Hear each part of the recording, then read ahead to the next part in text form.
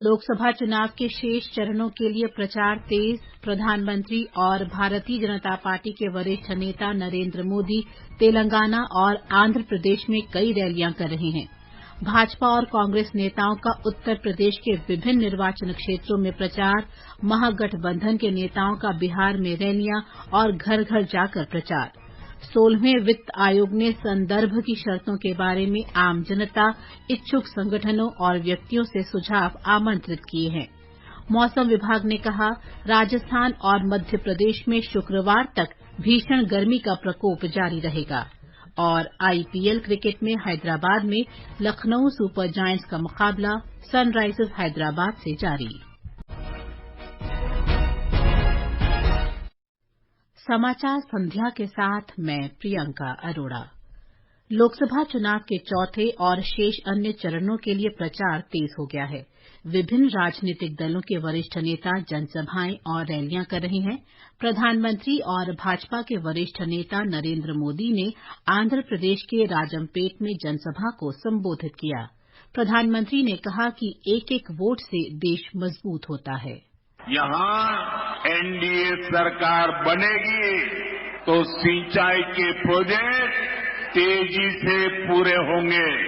जब strong government होती है तो देश भी स्ट्रांग होता है। आज भारत स्ट्रांग है क्योंकि आपने एनडीए की मजबूत सरकार बनाई। प्रधानमंत्री ने विजयवाड़ा में एक रोड शो भी किया। इससे पहले श्री मोदी ने तेलंगाना के करीमनगर लोकसभा निर्वाचन क्षेत्र के वेमुलावाड़ा में एक जनसभा को संबोधित किया।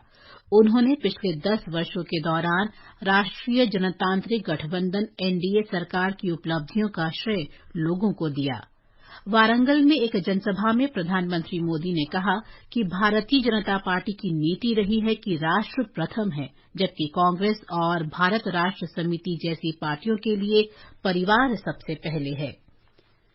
तेलंगाना के मुख्यमंत्री और पीसीसी अध्यक्ष रेवंत रेड्डी ने कहा है कि भारतीय जनता पार्टी और भारत राष्ट्र समिति ने तेलंगाना के लिए कुछ नहीं किया है।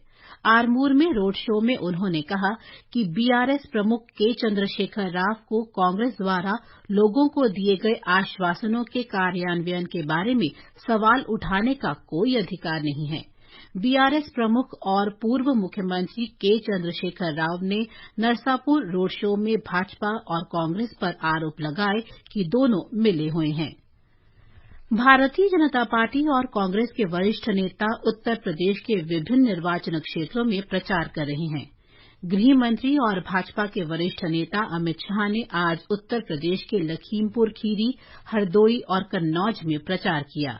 लखीमपुर खीरी में उन्होंने लोगों से अपील की कि ये चुनाव सिर्फ नरेंद्र मोदी को तीसरी बार प्रधानमंत्री बनाने के लिए नहीं है, बल्कि केंद्र सरकार की कल्याणकारी योजनाओं को जारी रखने के लिए भी है। हमारे संवाददाता ने बताया है कि भाजपा के वरिष्ठ नेता और मुख्यमंत्री योगी आदित्यनाथ ने कानपुर, एटा और शाहजहांपुर जिले में प्रचार किया।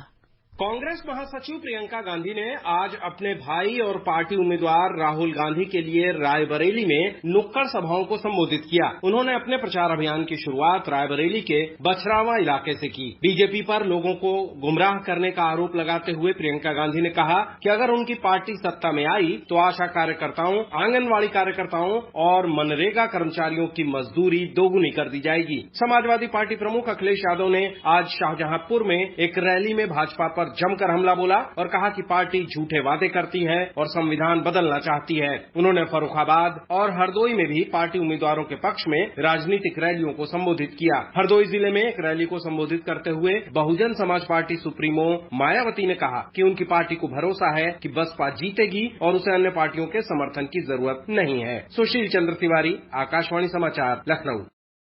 बिहार में राष्ट्रीय जनतांत्रिक गठबंधन एनडीए और महागठबंधन के नेता अपने अपने उम्मीदवारों के समर्थन में जनसभाएं और रैलियां कर रहे हैं।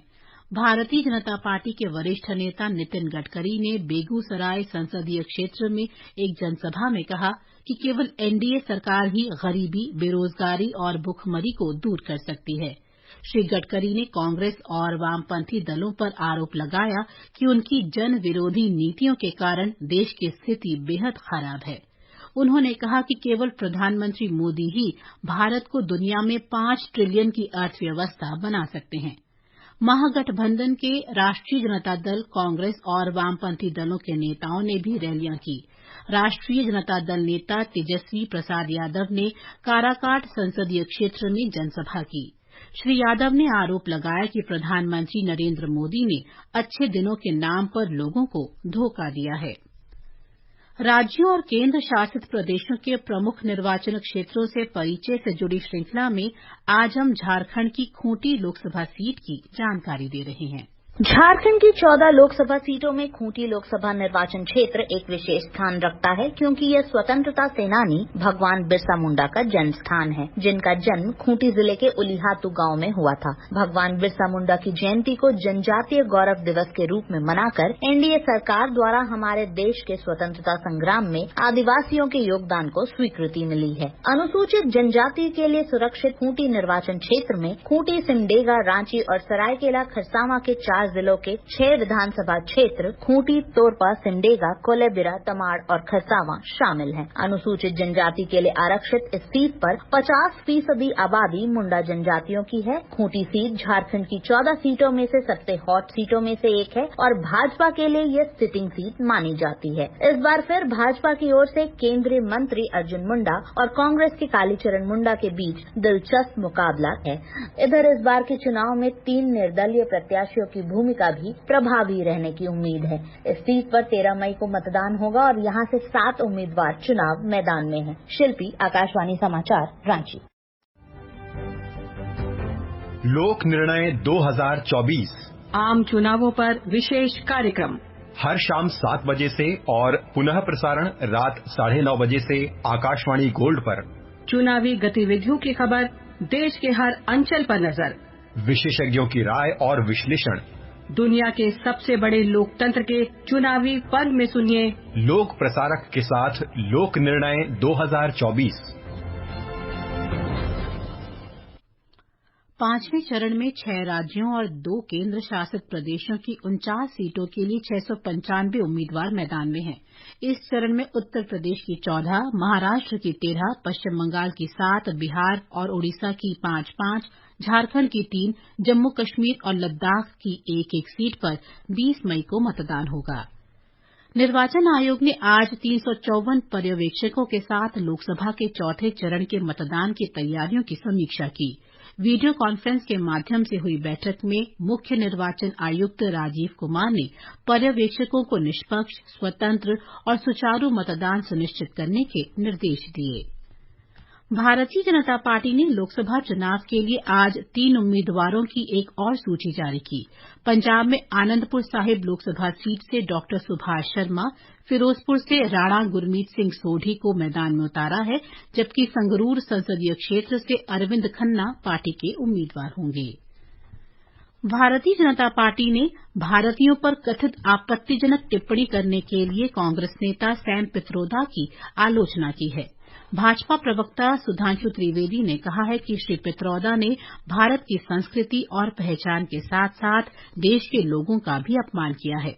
उन्होंने आरोप लगाया कि कांग्रेस की विचारधारा लोगों को बांटने वाली है।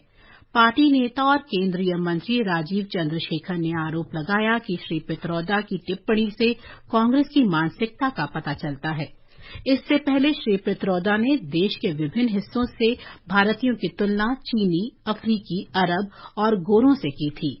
इस बीच कांग्रेस ने श्री पित्रोदा की टिप्पणी से खुद को अलग कर लिया है।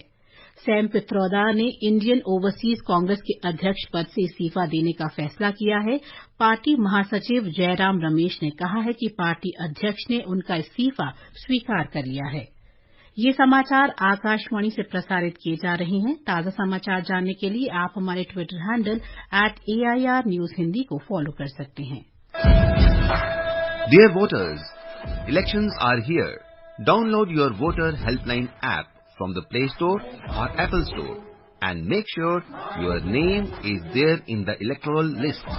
Voter Helpline app also helps in voter registration, search in electoral roll, information on the candidates, election results, complaint and information on EVM and election process. चुनाव का पर्व, देश का गर्व.